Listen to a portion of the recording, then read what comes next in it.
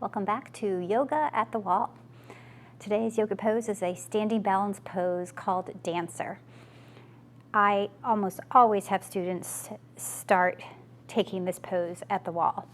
Once you've mastered it and feel like you don't need the support of the wall, you can certainly come and stand back on your yoga mat. This is how we do it at the wall. You stand facing the wall. You bring your arms up overhead and then lower one hand onto one hip. Take the opposite hand to the wall. Shift your weight into the leg that's on the same side as the hand that's on the wall. Bend into the opposite leg.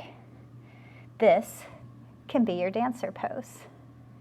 If it's available, you could reach your hand behind you and perhaps hold on to the foot. Taking that further, you could maybe lean forward slightly as you lift the back leg up.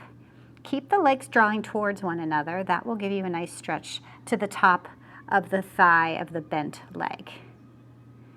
You may want to breathe right here, or you might consider coming up onto the fingertips if your hand was flat on the wall.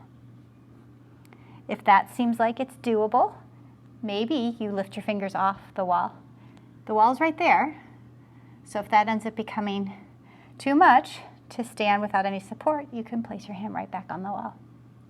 Take a few breaths right there, and then lower the leg and lower the hand. That is taking dancer pose at the wall.